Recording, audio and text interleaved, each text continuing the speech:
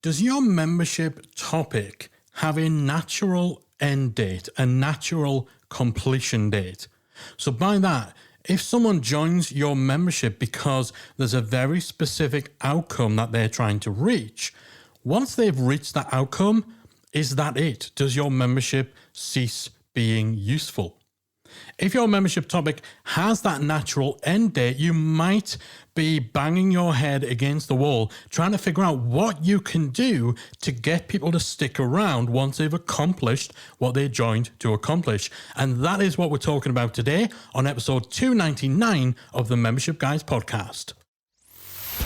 You're listening to the Membership Guys podcast, bringing you proven, practical tips and advice from the leading experts on growing a successful membership business each and every week. And now, here's your host, Mike Morrison. Well, hello there. Welcome to episode 299 of the Membership Guys podcast. One episode away from the big 300. How did that happen? How have I been doing anything long enough to have done 300 of them? That's crazy. I want to thank those of you who I know have been with us since episode 1, as well as those of you who just joined us right now, today. This is the first one you're listening to. I want to thank you so much for spending some time with me, for supporting the show. If you're not already subscribed, make sure you hit that subscribe button to ensure you do not miss a single weekly episode. And if you are already a subscriber, if you've been listening for a while, if you have a minute out of your day where you can do me a little favor, I would so hugely appreciate it. If you could leave us a nice review of the podcast, preferably with 5 shiny stars, telling us what you like about the show, how it's helped you. That would mean the absolute world to us. Not only does it help us to know we're doing something right and we're actually helping you guys, but it also helps us to reach more people, which means we can make more of an impact.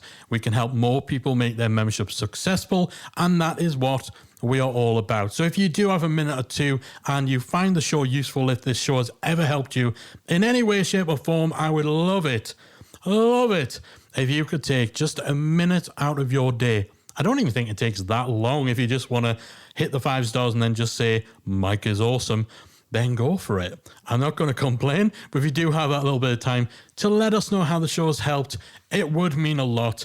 We podcasters thrive on feedback, thrive on reviews, and so too do the podcast apps and the algorithms.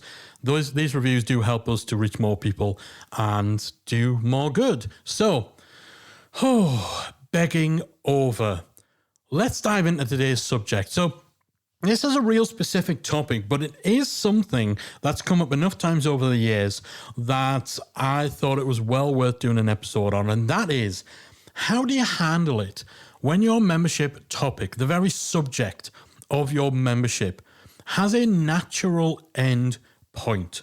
So there's a fixed point at which your membership pretty much becomes no longer useful. So this could be a membership where you help people to prepare for and to pass a specific exam or qualification, maybe to pass a driving test. Perhaps you have a membership that helps people to navigate the application process for college or university or medical school, or maybe a membership for people who are planning their wedding. So there's a very fixed, very definite outcome that, once achieved, renders your membership pretty redundant. I mean, if your membership helps people pass their driving test, then someone isn't really going to have a reason to stick around after they've passed. The job is done, you served your purpose, you got them where they needed to go, but unless someone has a weird addiction to repeatedly taking driving tests, I don't even know if you can do that, they're not going to need to stick around. If you have a membership that helps people plan their wedding, once the big day is done, what do they need from you?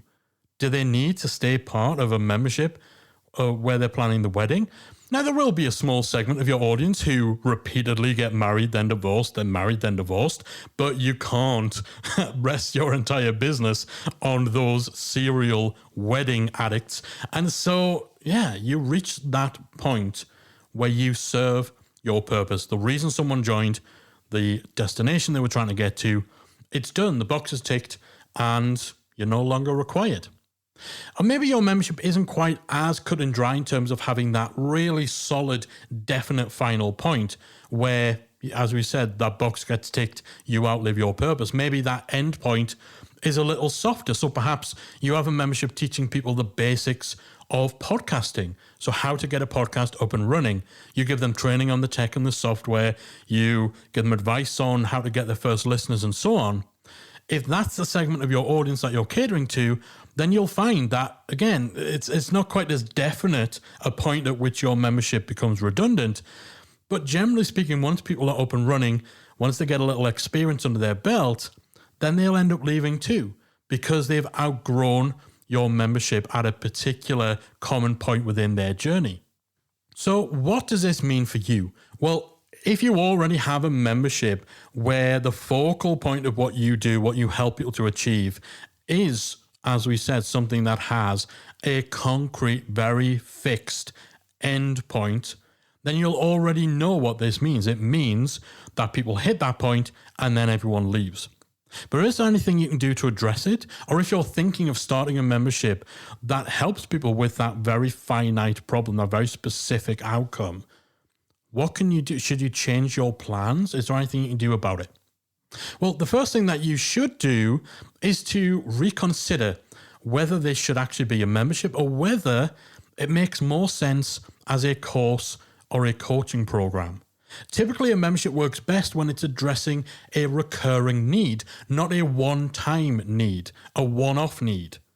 One-off needs like, I need to learn this specific process, this one method. I need to reach this single milestone, and once I've hit it, that's done. I need to pass this test. Those type of one-off needs tend to be better suited to something like a course, where there's a very clear starting point, a very clear end point, and a specific sequence of actions to get from A to B, and once you're at B, you're done. So if you have a membership that only addresses a one and done need, and typically people are finished with you after, say, 4 months, if you're charging $50 a month and you're getting 4 payments, so 4 monthly payments for each member who joins, then you earn $200 per member. Might you be better off repackaging the material in your content as a course and selling that for a $200 one-time fee? Or even better, selling it for $300 and actually making a little bit more money? Does the very finite, very linear nature of what you help people to do and the complete drop-off that comes once people have achieved that goal, does that suit a membership? Generally speaking, it doesn't. If you can make the same amount of money or more and ditch all of those membership elements that most people typically have, the community, the ongoing extra content and so on, and you create a course where it's totally DIY. Someone buys the course, they study at their own pace, they don't need interaction with you, they don't need interaction with the community. You can largely set it and forget it. So you just focus on getting sales without worrying about retention, without worrying about serving a community, without worrying about member experience and so on. If you can do that, then would that make more sense in the context of what your audience actually needs and what part of their needs you're addressing, and the fact that it's one and done rather than recurring and repeating needs? Now, I know what you're thinking, Mike. Think about what you're saying. You're one of the membership guys. Membership. Why are you telling me not to have a membership? Why are you saying turn your membership into a course? Well, sure, that's true. We are the membership guys. But as much as we love this model and as much as we think memberships are awesome, we're not the type of people who bandy around this idea that everyone should have a membership. Everyone should have a membership. Memberships are the only model you should even consider. We live in the real world, and we've got far too much experience in both business and specifically in the membership world to know that that is just not the case. There are situations, there are particular problems that you might want to solve where a membership simply isn't the solution. It just doesn't make sense. And when it comes to these really finite needs, these one and done, these single use experiences. Membership, more often than not, is not the best model. Usually a course or a program that starts and it finishes, and there's no recurring need beyond that specific fixed outcome.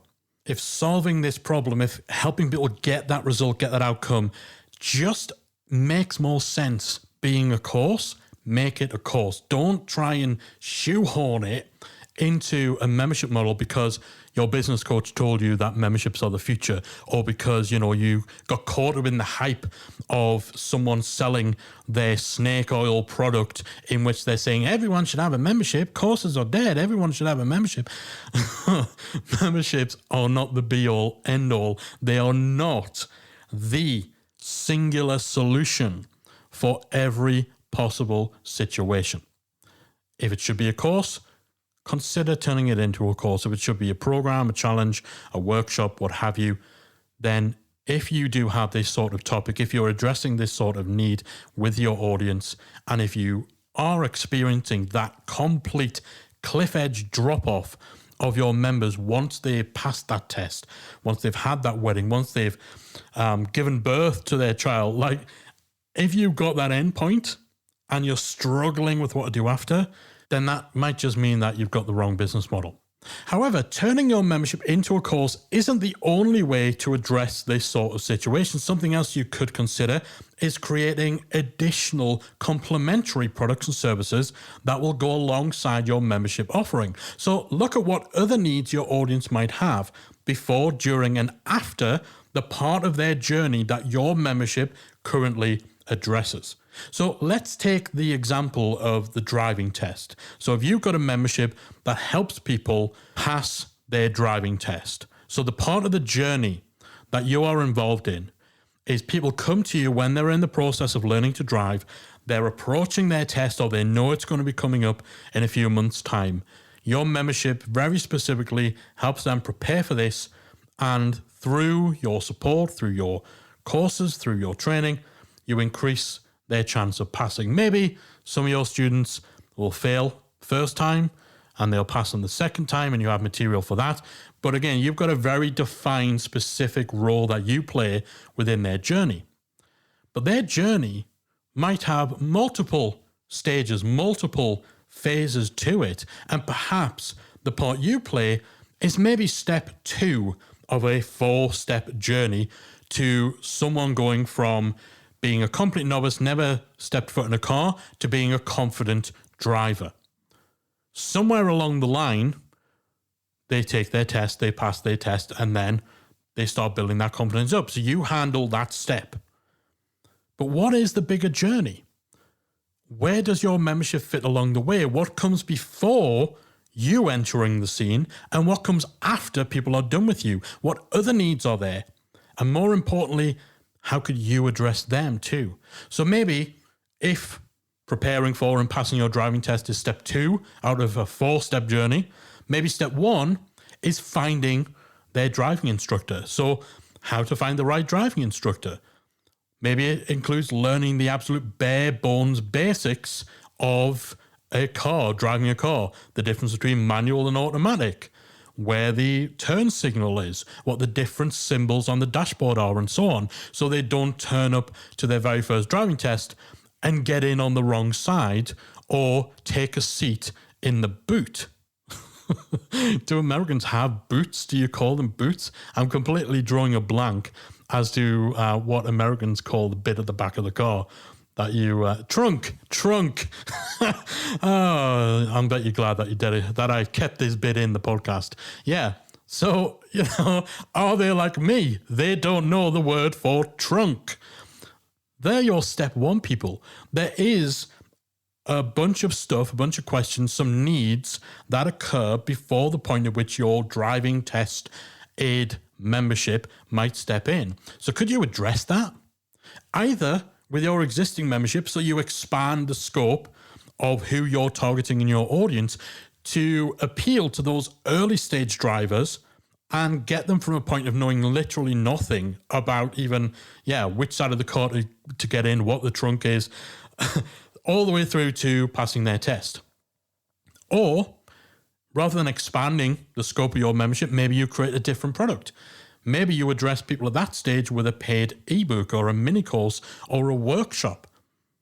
It's extra revenue for you, and then you take people from step 1 to step 2, at which point they're ready for your membership. They complete step 2, and then once they pass the test, what's next? What's the next stage of the journey? So maybe step 3 is where they've just passed their test and they're trying to get accustomed to driving solo, unaccompanied, for the first time. There's still a lot to learn once you pass your test. There's a lot of situations they might not be fully prepared for. I don't know what it's like in other parts of the world, but I never learned to change a tire during my driving test. I had to change a tire within the first 6 months of driving. I didn't fare too well. These sort of situations that a new driver might not be fully prepared for, again, that's just part of the needs that occur after your role, your part in their story. And of course, there's a big difference between learning what every road sign means in preparation for your driving test and actually retaining that knowledge once the test is done and being able to recall it. So maybe there's more training or there's a quick reference that would be useful too. So again, this could be a case of expanding the scope of your membership. So your membership is no longer just about what happens at step 2, passing the driving test, but what happens afterwards. Or maybe it's a separate community. Maybe it's a separate paid resource. Perhaps you took my advice to turn your membership about passing your test, you've turned that into a course. So now this step 3, perhaps that's your membership. Maybe you create the Nervous Drivers Network, a membership community for drivers new and old who are a bit anxious about driving, either because they just passed their test, or maybe they're someone who drives infrequently. They haven't driven regularly for a while. Maybe they're just apprehensive about big trips or driving on the freeway. Perhaps they had an accident in the past and they're still a little shaky.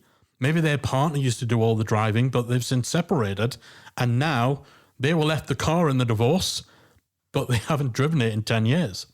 The Nervous Drivers Network.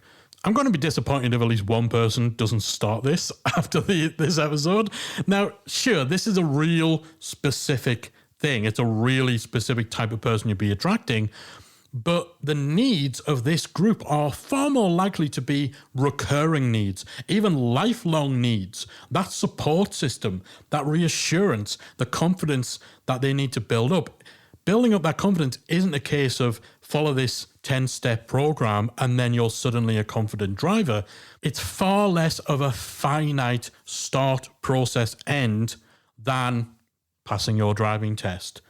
So maybe that is the membership. And then step 4 in this journey, once people are comfortable and confident driving, what might they need then? Well, maybe now is when they start looking at planning long-distance trips, driving in difficult weather, road trips through a different country where everyone drives on the wrong side of the road, and so on. Each of those scenarios, situations that might be brand new to a driver who's comfortable, they're confident day to day, but they are still to take their first big cross-country road trip. They're going abroad for the very first time and they're renting a car and they're going to be driving in an unfamiliar system. Each of these could make for great paid products. So these could be workshops, ebooks, mini courses, or again, you could be expanding the scope of your core membership, and these could be advanced courses within that membership. So there are a whole bunch of options for expanding your product strategy beyond the part of your journey that you might be currently focusing on. And that gives a lot more life to the topic and can help you to break through the limitations that you might have with your current approach to your membership. It just involves zooming out and looking at the larger journey, finding where your membership currently fits, and then exploring what other needs exist before, during, and after. And that's something that every membership owner can benefit from. Even if your current membership isn't a one where there's a very fixed endpoint, there's no doubt potential to address the needs that people have before they'd be ready to join your membership, and also the needs that they'd have after the point at which they might be feeling that they've outgrown what your membership offers. Another great example is if you have a membership to help people through pregnancy. Now, that is a very fixed timeline with a very specific endpoint, right? But do the needs of an expectant parent only start with conception? And do they end once the child is born? I'm pretty sure they don't. I've never birthed a child myself, but I'm pretty sure that someone who is planning a family has needs, questions, problems they want to have addressed before the point of successfully conceiving. And then once the kid is born, I'm pretty sure the stuff that comes after, right? I may just be naive. Now, that doesn't mean you have to expand your membership or expand your product offering to cover from the first moment someone decides they want to get pregnant all the way through to the day that they finally kick their 40-year-old son out of their basement. You don't have to cover the whole journey. Just recognize that with whatever you do, there's likely a bigger picture for your audience, and that gives you greater scope to address other needs, whether that's an all-encompassing pregnancy and parenting membership, or whether it's a suite of 5 different product offerings, each catering to a specific part of the journey: raising a child, driving a car, having a wedding that turns into a marriage that lasts for years. Expanding the scope of your product strategy by zooming out and looking at the whole journey, where you currently fit and what else is needed at different stages. That's a great way of breaking free of those restrictions that come from a membership that has that limited life cycle that we've talked about. And they don't even need to be your products. Maybe you don't want to create the Nervous Drivers Network. Maybe you don't want to sell ebooks with tips on getting pregnant. But do other people? Are other people selling this stuff? Are there other products out there that address the needs of your audience before and after the point at which your membership currently serves them? You can look at possible affiliate partnerships with other product creators, authors, coaches, communities, where you get commission for sending people their way once they're done with you. And likewise, maybe there's opportunities for them to promote you too. This synergy, which, by the way, is probably the most corporate word I think I've ever uttered on this show. This synergy can be a great counterbalance to the restrictions faced by having a one-and-done membership. So if your membership does have that natural end date, that end point, a limited period of time in which it's relevant, and once members do what they came to do, they're gone, then you could consider turning the membership intro course. You could consider branching out and developing additional products to address other needs, pairing up with other product creators to almost create this network of different offerings that will address people's needs at different points of their larger journey. So you could do all of those things, or you could, get over it. Seriously, get over it. Accept it for what it is. Okay, so once people hit that goal, once they've had that wedding, once they've had that kid, once they've passed that test, then they're going to leave. You no longer have anything to offer them. Okay, that's fine. It is what it is. You can choose to just accept that. Remember, whether you have a membership, a course, a coaching program, or something else, ultimately, when it comes down to numbers, everything is about one metric: customer lifetime value. I've talked about this on the show before, back in episode 172. You can head to themembershipguys.com/172 to listen to that, or you'll find the link and any of the links that we mentioned from today's show on the show notes for this episode at themembershipguys.com/299. Customer lifetime value is ultimately what it all comes down to. If you have a membership that costs $50 a month, and people stay on average for 10 months, then the total amount of money you make per member is $500. That's your customer lifetime value. If you sell a course that costs $500 one-time payment, then the total amount of money you make per member, per student, is $500. The customer lifetime value is exactly the same. So if you have a recurring membership that addresses a recurring need, so a membership that doesn't suffer from the problems of having that fixed end day, that natural end point. So you've got a membership that people could stay in for years and years and years to come. And in fact, some people might stay in for years and years to come. But on average, when you weighed up the people who stay forever and the people who leave after the first month or so, if, say, people stay on average for 6 months, you're charging $50 a month, your lifetime value for each customer is $300. If you have a membership that does have that fixed end point, and everyone in your membership leaves at the 6 month mark, you don't have some people staying for 2 years, some people staying for 2 days. Everyone is leaving at 6 months because that's the end point of the process. At $50 a month, then your lifetime value is $300. It's the same. The only difference is that with the first membership, people are leaving around the 6 month mark because they're not using it, or they can't afford it, or they're overwhelmed by the content, or a variety of other reasons. Some will stick around for years, some will leave after a week.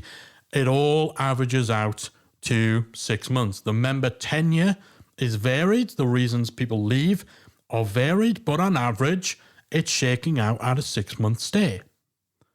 With the second membership that has the fixed endpoint, everyone's leaving at the 6 month mark because that's the point at which they accomplish what they're trying to do.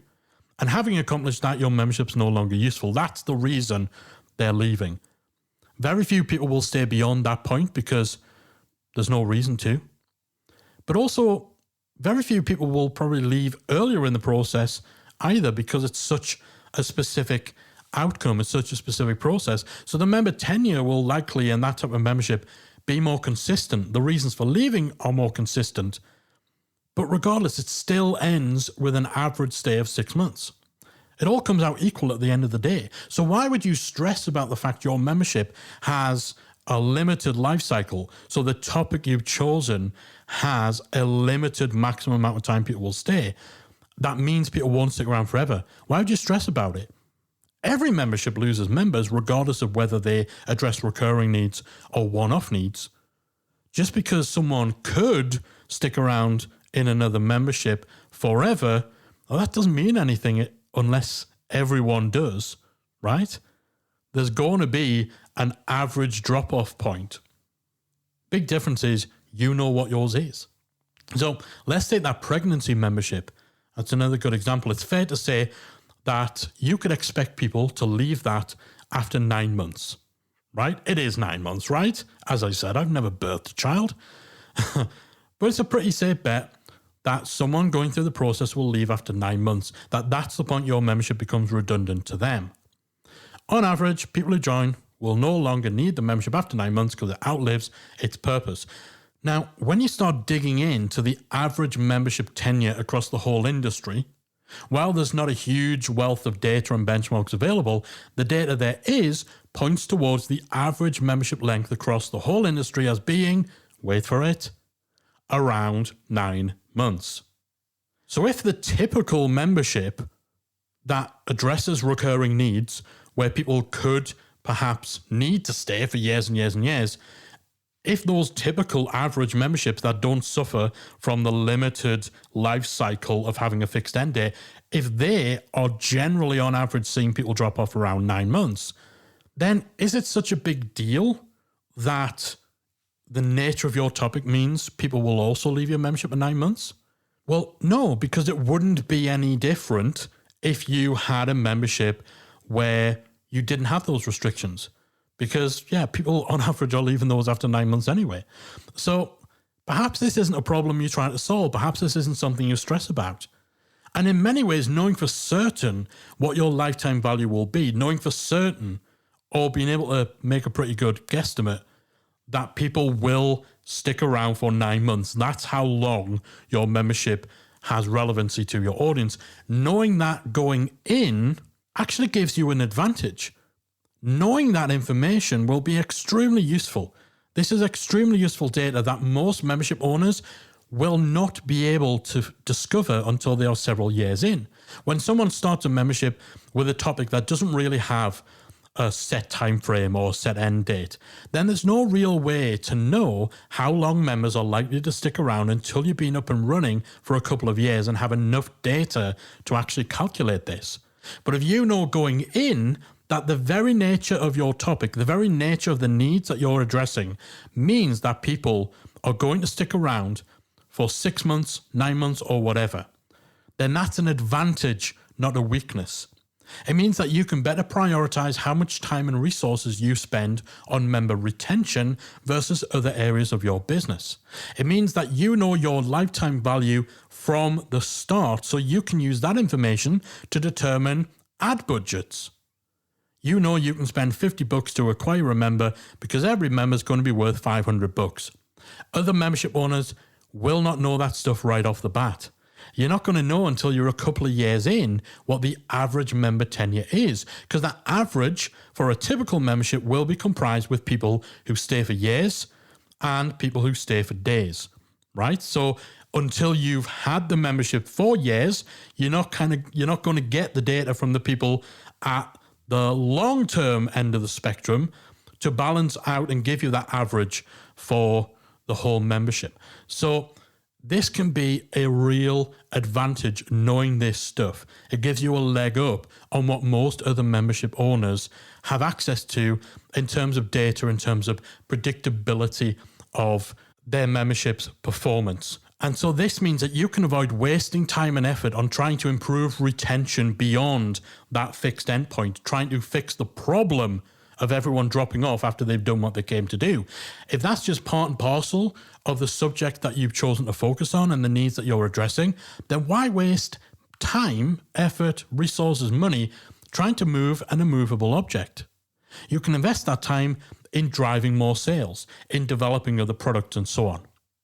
So if you've been losing sleep or banging your head on the desk trying to figure out what to do about the fact that members keep leaving you after a set amount of time once they've done what they came to do because your topic just has a natural endpoint, it's one and done, it's limited, it's got that set window of relevancy to your members, then hopefully today's episode has given you some peace of mind, as well as some ideas about how you might adjust or expand your business model to turn that fixed endpoint into an advantage and not a weakness. And even if you do have a membership where you don't have those limitations, then I do hope that some of what we talked about today in terms of reframing the discussion, reframing the thought process around audience needs, the role that you play, and the bigger journey that they're on, that will undoubtedly, I do hope, have unlocked some ideas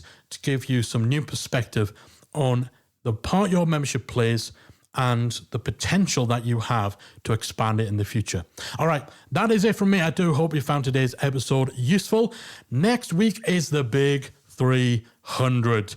It's not just going to be a regular episode. We've got something exciting, something different lined up from you, and I'm not going to spoil it. You're just going to have to stick around and join me next week for the 300th episode of the Membership Guys podcast. I can't wait, and I'll see you there.